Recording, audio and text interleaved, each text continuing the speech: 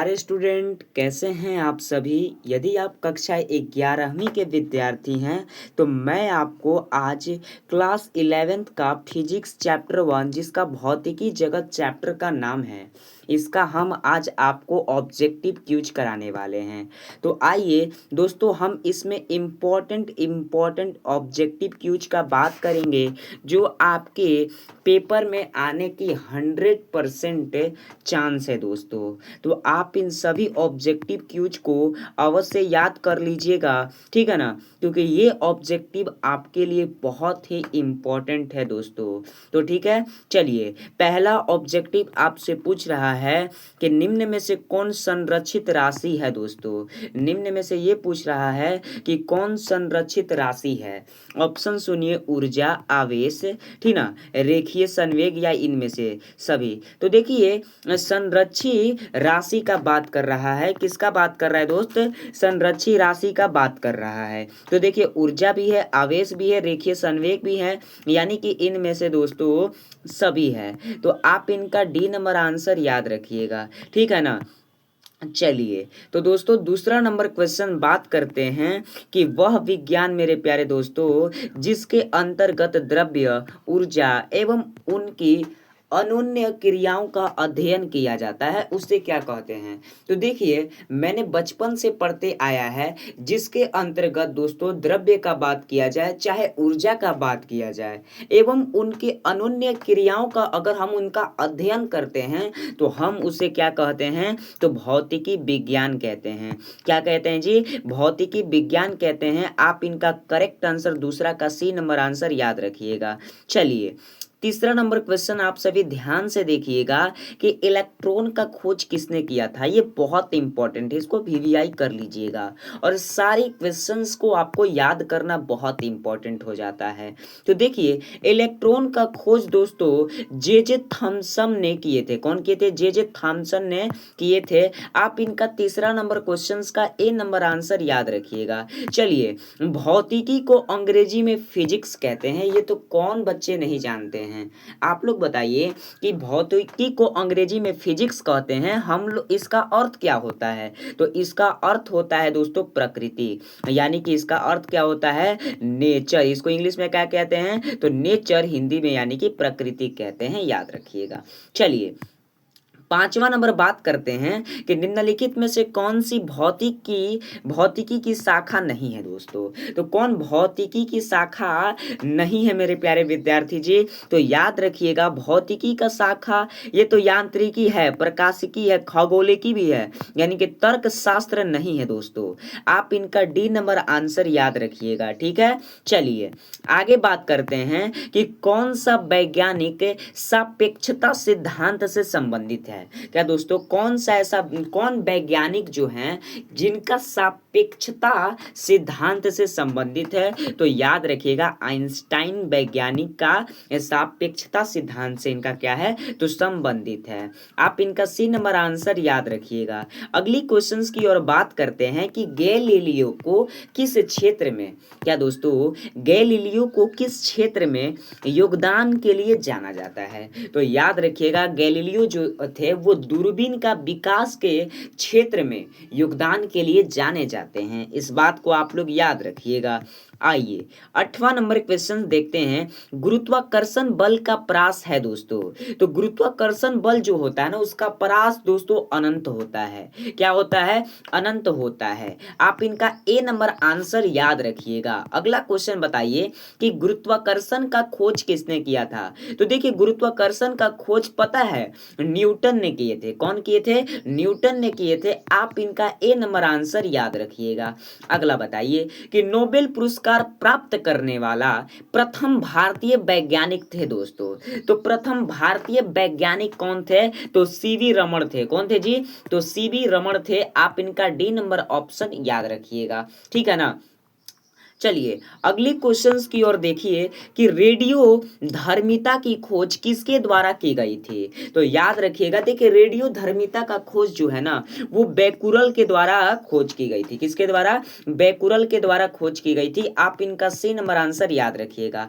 अच्छा, एक्स किरण का आविष्कारक थे दोस्तों, तो ये रोंजन थे। कौन थे? रोंजन थे एक्स किरण का आविष्कारक, याद रखिएगा। चलिए, द्रव्यमान ऊर्जा की तुल्यता किस वैज्ञानिक ने स्थापित की थी। तो कौन से ऐसे वैज्ञानिक थे जो द्रव्यमान ऊर्जा की तुल्यता थी ना, कौन वैज्ञानिक थी स्थापित किए थे। तो याद रखिएगा अल्बर्ट आइंस्टीन वैज्ञानिक ने इनकी स्थापित किए थे। आप इनका सी नंबर आंसर याद रखिएगा। अच्छा, साइंस शब्द की उत्पत्ति दोस्तों ये तो लैटिन भाषा से हुई है ना, लैटिन भाषा के शब्द से हुई है।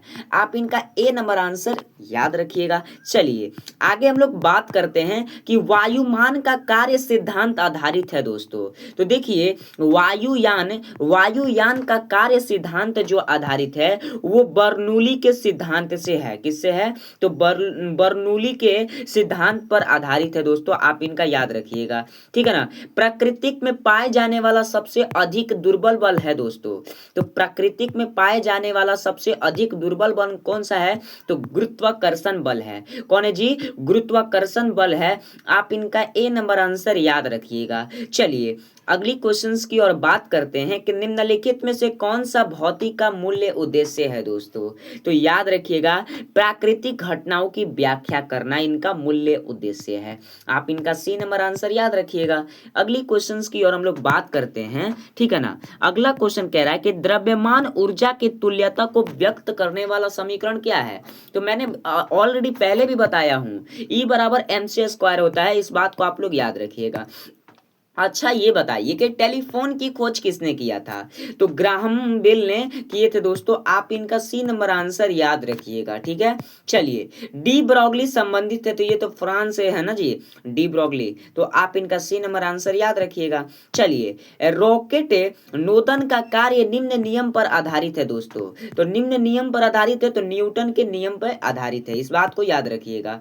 चलिए, न्यूट्रॉन का खोजकर्ता कौन है दोस्तों। इसमें न्यूट्रॉन का बात कर रहा है। तो देखिए मैंने तो ऑलरेडी बताया था, न्यूट्रॉन का खोजकर्ता मेरे प्यारे विद्यार्थी जी कौन है। तो जेम्स चैडविक है। कौन है? जेम्स चैडविक है। देखिए आप तीनों याद रखिएगा, न्यूट्रॉन, प्रोटॉन और इलेक्ट्रॉन, ये तीनों में से कोई एक ऑब्जेक्टिव आपको पूछ दिया जाएगा, मैं आपको यकीन दिलाता हूं, ठीक है। चलिए, ग्रहों के गति नियम का प्रतिपादन किसने किया था। ग्रहों के गति नियम का प्रतिपादन मेरे प्यारे दोस्तों किसने किए थे। तो याद रखिए केपलर ने किए थे, ठीक है।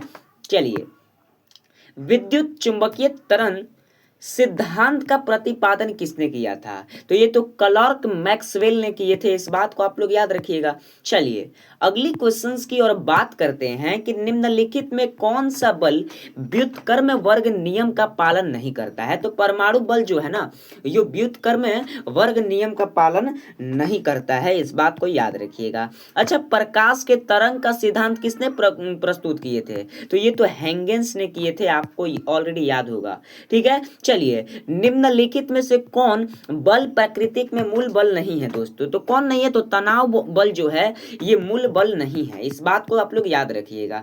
अच्छा, विद्युत चुंबकीय बल जो है ना, आप लोग पढ़े होंगे। देखिए दोस्तों, प्राकृतिक में बल आप लोग कहीं भी टीचर कोई भी हो वो जरूर पढ़ाया होगा।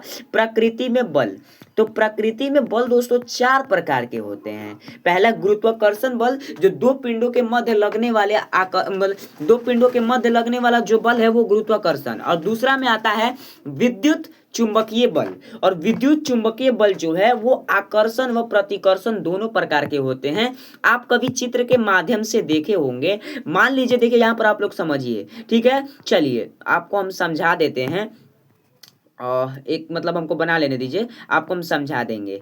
देखिए इसमें क्या है कि प्लस प्लस है, इसमें माइनस माइनस है, ठीक है। चलिए, ये क्या होगा? प्रतिकर्षण। और प्रतिकर्षण ये भी होगा क्योंकि माइनस माइनस है। अब ये क्या है? सजातीय आवेश है। क्या है? सजातीय आवेश। अब वही एक प्लस होता, ठीक ना, और एक माइनस होता। तो देखिए प्लस माइनस में की है कि इन लोग आमना सामने आकर सटते हैं, तो वो आकर्षण क्या होते हैं? आकर्षण बल होते हैं। इस बात को आप लोग याद रखिएगा। रखिएगा, ठीक है। चलिए, भाप इंजन किस सिद्धांत पर कार्य करता है? देखिए, जो भाप इंजन है ना, वो कौन से सिद्धांत पे कार्य करते हैं? अरे भाई, इसको भी मैंने अच्छे से बताया है कि यह ऊष्मागतिकी के सिद्धांत पर मतलब कार्य करते हैं। इस बात को आप लोग याद रखिएगा, ठीक है। चलिए मेरे दोस्त, उष्मीय ऊर्जा को यांत्रिक ऊर्जा में बदलने की युक्ति क्या है? तो भाप का इंजन है, आप इसको याद रखिएगा, ठीक है ना। भाप के इंजन का आविष्कार करने वाला वैज्ञानिक थे दोस्तों, तो भाप के इंजन का आविष्कार करने वाले वैज्ञानिक कौन थे? तो जेम्स वाट थे। कौन थे जी?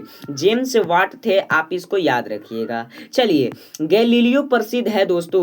गैलीलियो प्रसिद्ध किसके लिए है? तो देखिए, गैलीलियो ने जड़त्व के नियम का खोज किए थे और ये इटली के थे, ठीक ना दोस्तों, आप इसको याद रखिएगा, ठीक है। चलिए, फिजिक्स शब्द की उत्पत्ति किस शब्द से हुई है? भाई ये तो रिपीट कर दिया ना, ग्रीक शब्द से हुई है। चलिए, भौतिक के अंतर्गत किसका अध्ययन नहीं किया जाता है? तो बल का तो किया जाता है, गति का भी, ऊर्जा का भी, यानी कि भाषा का नहीं किया जाता है। तो आप इसका डी नंबर आंसर याद रखिएगा। चलिए, खगोलीय तथा पार्थिव यांत्रिक को एकीकृत किसने किया था?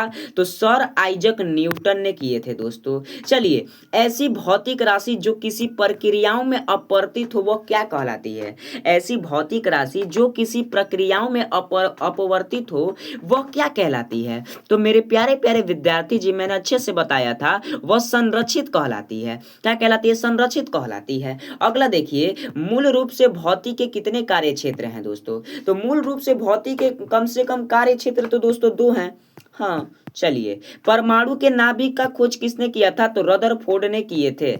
अगला बताइए, निम्न में से कौन सा स्थूल कार्य क्षेत्र के अंतर्गत आता है? तो देखिए, यांत्रिकी, उष्मागतिकी, प्रकाशिकी सब तो स्थूल कार्य क्षेत्र में ना। स्थूल कार्य क्षेत्र क्या होता है? इसमें बड़े बड़े घटनाओं का अध्ययन करते हैं। और स्थूल क्षेत्र में एक और आता है चिरस्मत भौतिकी, और चिरस्मत भौतिकी कम से कम 5 प्रकार के होते हैं, जो कि पहला यांत्रिकी, उष्मागतिकी, प्रकाशिकी, ये सारी चीज उसमें पढ़ना है 5 प्रकार में, ठीक है। चलिए, अगला बताइए कि निम्न में से कौन सूक्ष्म कार्य क्षेत्र के अंतर्गत आता है? तो कौन आते हैं जी? तो परमाणु भौतिकी आते हैं। आप इनका सी नंबर आंसर याद रखिएगा, ठीक है ना। चलिए, वह कार्य क्षेत्र जिसके अंतर्गत प्रयोगशाला, पार्थिव तथा खगोलीय स्तर की परिघटना आती हो वह स्थूल। अरे भैया, एक ही बतवा हुआ जेकरा में बड़े बड़े घटना, तो बड़ा बड़ा घटना तो अंतर्गत प्रयोगशाला में हो गया, पार्थिव हो गया, तथा खगोलीय स्तर की परिघटना आती है, तो ये तो स्थूल भौतिकी हो गया ना,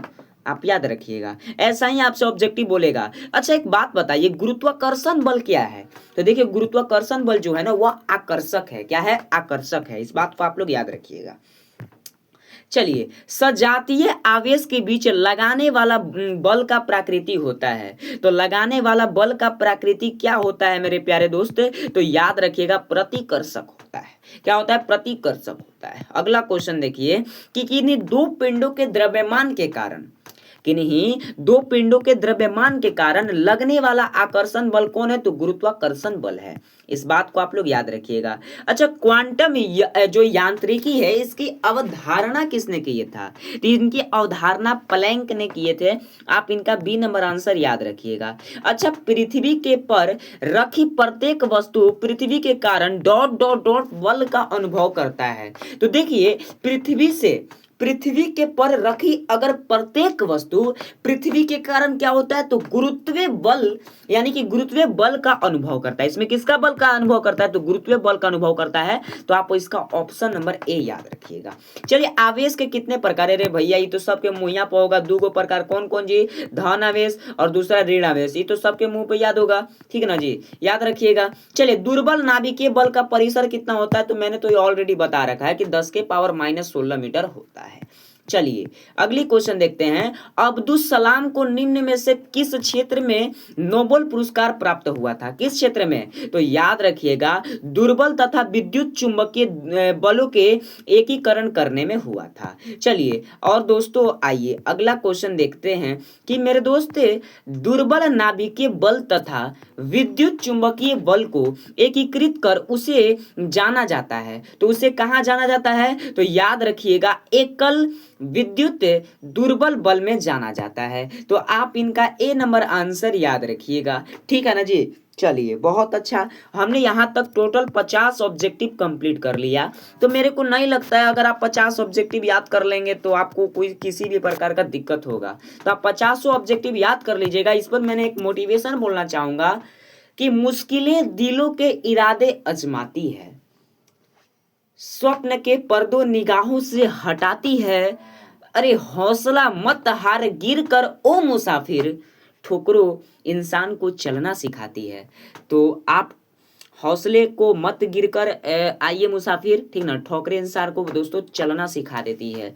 तो उम्मीद करते हैं ये क्लास आपको बेहतरीन लगा होगा, अच्छा लगा होगा। तो वीडियो को लाइक कर दीजिएगा, चैनल को जरूरी सब्सक्राइब कर दीजिएगा। तो मिलते हैं अगले वीडियो में, तब तक के लिए बाय।